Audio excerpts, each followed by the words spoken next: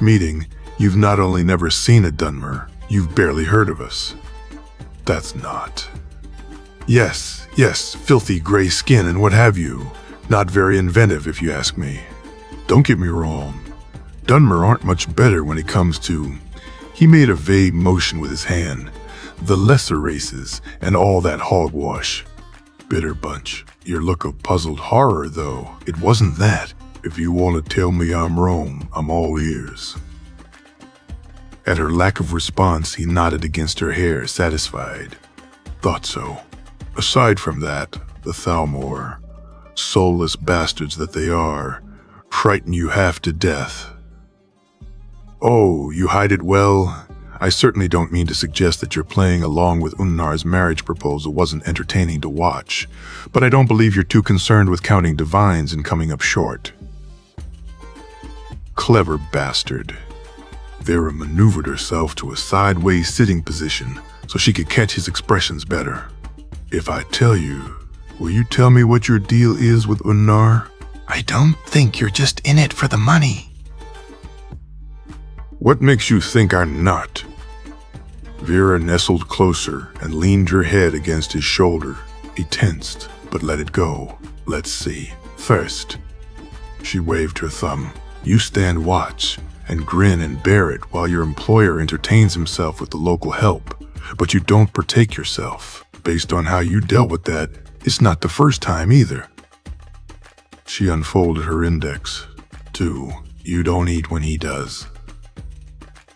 You drink, out of pocket I'm guessing, but you don't share his meals, not even when we were traveling together. You wait for him to finish before you eat, or you take your meals elsewhere. In fact, you ate with me more often than with Unnar. She let her remaining fingers do the listing. 3. You weren't exactly enthusiastic when your Nord was trying to hire me, but since you dropped the cynical arsehole routine when he's out of earshot, I'm guessing Greedy Merce is more of a professional persona. Either way, you didn't want me to take the job. She felt the Dumner's chest rise in a nascent protest, but she waved it away. Don't bullshit, Cero. I know how this game is played. 4. You took a beating. You have no open wounds. You're bruised and scratched and burned, but it wasn't from any skirmish. She examined him critically. A reddish swelling on his collarbone caught her eye. There. This one. You got more recently, and through armor, I'm guessing. Probably when you were making a run for it. But these ones are a bit older and delivered directly. He said nothing. Instead, he gazed out at the river. His face shuddered behind a neutral mask. It made his injuries look all the more stark.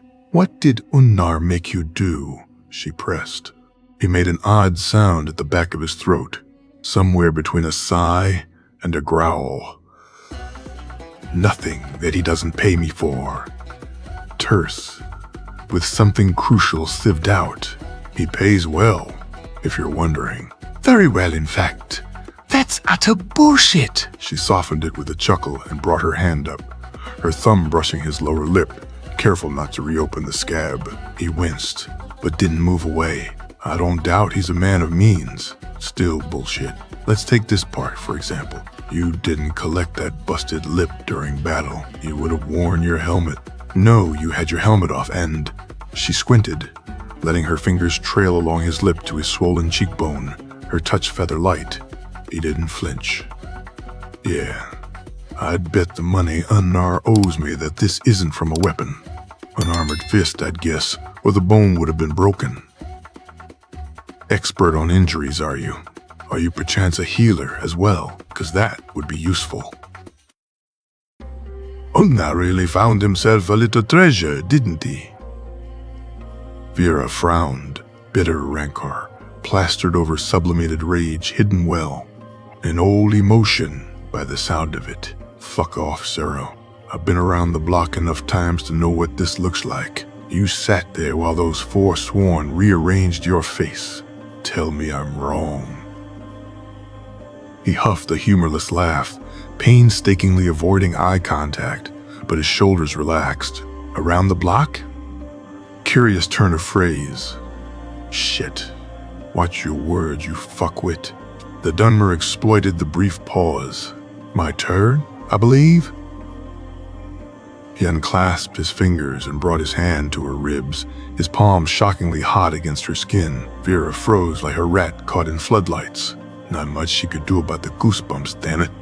He traced the line of her waist, slowly, as if counting every rib, and then relocated his hand to her leg, giving it an exploratory squeeze, his fingers prodding the muscles, until he found the cluster of nerve endings high on her inner thigh and pressed his thumb into it, a sharp jolt, just shy of painful.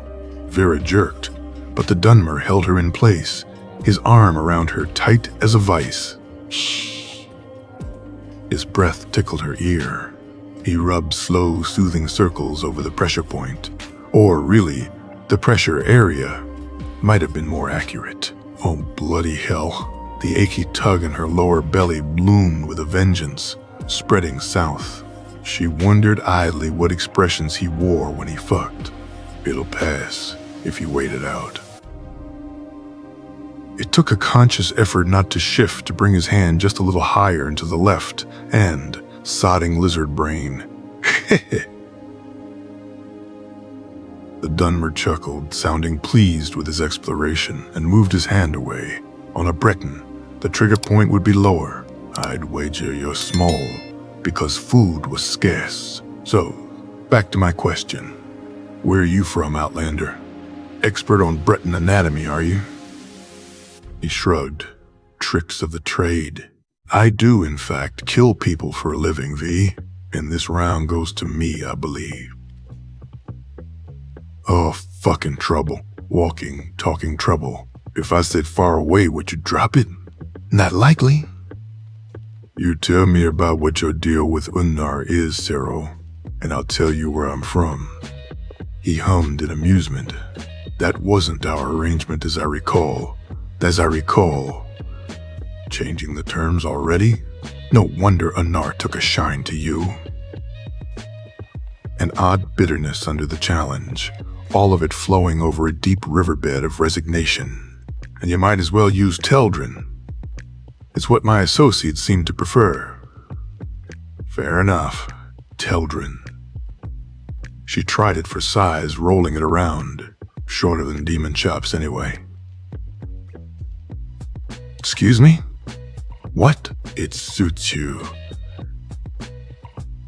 He rattled another one of his gravely laughs. I see. Got one for Unnar yet? It was Vera's turn to shrug. Mad Nord, but I'm still working on it. What's yours for him? Nothing, I'd repeat in polite company. Vera made a rude noise. If you're looking for polite company, you've made a shitty choice of associates. Teldrin. He mused, thoughtful. Careful now. A filthy mouth can invite complications. Vera laughed. As long as it comes with a nimble tongue to resolve them. He growled something indistinguishable, but didn't bother shifting out of the way this time. Let's call this one a draw. Vera smirked. Oh, but you're wound like a spring, aren't you? Think again. She shifted her hips against him.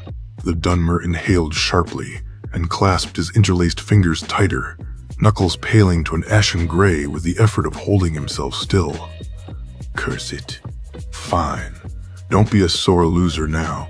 How about a deal? You seem to like those. That dangerous note had crept back in, the lazy drawl forgotten. We play to 100. If you lose, you tell me where you're really from. The entire story, none of that. I'm just a Breton, trying to live my life rubbish you've been pulling. Vera looked up to gauge whether his expression matched his tone.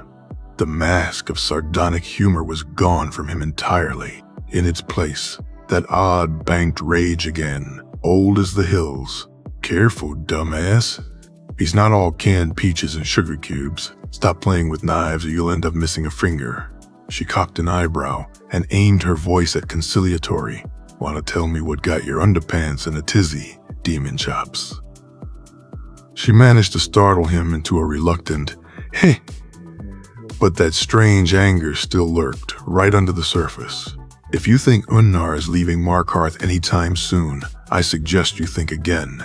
He'll stick to it like a burr to a mutt until he gets everything he came for. If he can use you, he will. And I have a feeling you're in no position to walk away from the coin, so I'm as stuck with you as you are with me, partner." He inhaled and let go, something uncoiling in him until his shoulders relaxed. He rubbed at his temple, the one with the burn, and cursed softly. "You pass yourself off as a Breton, but you're as feral as an Ashlander. So I'd rather know whether I should expect an arrow in my back when I'm not looking." Vera narrowed her eyes, but then she nodded. "Yeah, a knife in the back. If it didn't kill you, never healed right. 100. If you lose, you'll tell me what the deal is with Unnar. No more garbage about he pays me well. I want to know why you act like you're bound into his service." He turned to the river, his face in stark profile against the paling skies. "Fair's fair, I suppose. What happens if we don't make it to 100? Whoever gives in first loses all their points." He didn't miss a beat. Been thinking the same thing, apparently. That's a bit vague. What counts as giving in? "Want me to draw you a picture, Outlander? I've seen your map, Zero. I shudder to think what you might do with that sort of diagram." Another one of his short, gravely cackles. "Yours, on the other hand, are precise. Want to draw me a picture instead? I'll make you a nice legend too, in case you get confused. With arrows, and X marks the spot, and everything." This time he guffawed outright. "What's the score so far?" "Let's see. You won the first one, but I conceded too fast now that I think about it, and I got you with the second. You did not. Want me to tell you about honey some more?" "Oh." He took a breath. "That. One each. You got me with the pressure point." He hummed, apparently in appreciative memory. "I did." "But you lost the polite company one. Your pattern's showing, by the way." He narrowed his one good eye. "Is that what you call it where you come from?" "No. You want the technical term?" She licked her lips, deliberate about it, and stared him down. "What's wrong, Zero? You look like you're about ready to reset the score to 0. We're not that far in. You'd only be losing. Oh, 2 points?" His hand shot up, lightning fast, before she could react. He twisted his fingers into her hair, yanking her head to the side, before pressing his lips to her ear. "If you want to taunt, then at least use Teldrin," he growled, low and dark. "Or do you need to scream it before you remember?" He let her go and settled back with an assessing look. I'm beginning to see a pattern too. Points mine. If you think I'll play nice, think again." The adrenaline settled quickly. The rest took longer. "Back away while you can. You won't be winning this." Martha's voice, of course. Martha, who had held her through all the horrors. Dima, though, would have gotten the appeal. World's shit. Burned bright and fast. Pure shadows that way. Vera muffled her ghostly remainders. "No holds barred, eh? 3. He inclined his head slightly, a silent acknowledgement. "Fancy that. A draw." The sarcastic smirk was back, though not used as a shield this time. A reminder that they fenced with practiced blades. Dirty tricks, yes, but no blood drawn. They sat in silence for a few minutes. Above the cliffs, the sky was turning a delicate shade of rose. "Should have enough light soon to go fishing for our stuff. That'll be your job. I'm not going in there anytime soon. Can you dry my armor? I'll see what I can do about scaring up some breakfast." She stretched her limbs, wincing at the crick in her neck. It was back with dividends. Hold still.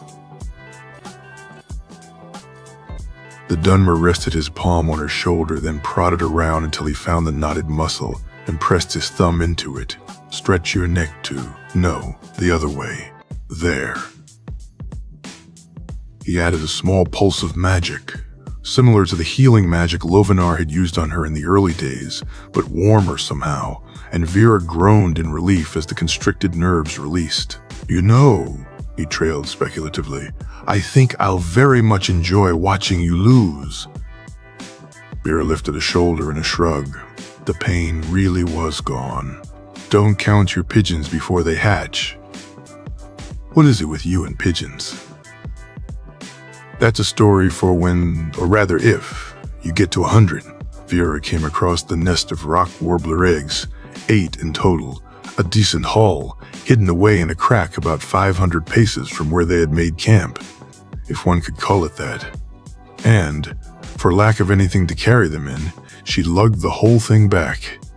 Along the way, she found some canis root, piling it into the nest on top of the eggs, as well as a few plants of wild garlic and more river clams. Enough to make breakfast. She tried to ignore the singed smell from her armor, but the blissful warmth lingering from the Dunmer's drying spell somewhat made up for it. Her trousers were now riding low, courtesy of the ruined lacing. By some miracle of fortune, the demented Nord's amulet had survived Vera's near drowning. She found it in her pocket, along with the sticky mess of Ciro's leftover blunt. The rolly wasn't salvageable, of course. She'd have to ask him directly if she wanted to learn more about the intended effects of the mixture. That, or bum another smoke, which she wasn't particularly eager to do. Did he walk around the world in a permanent state of seeing purple lights, or was he using the stuff strategically? And if the glow was indeed induced by the smoking mixture, why had the effect been delayed the first time, but immediate on the second try? Questions. And considering their little arrangement, he'd probably make her trade for the answers. She slowed down once their landing spot came into view. Onar was awake, and not only awake, but splashing around in the river, apparently washing himself.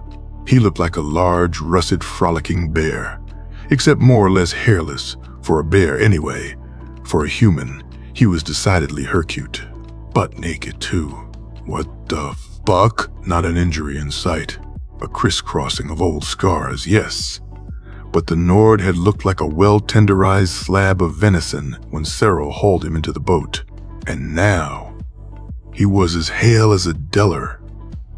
Not that Vera had seen many Citadel denizens in her past life, but the 2 occasions when she had, it was like a different species. Or like one of the unworshipped, she thought.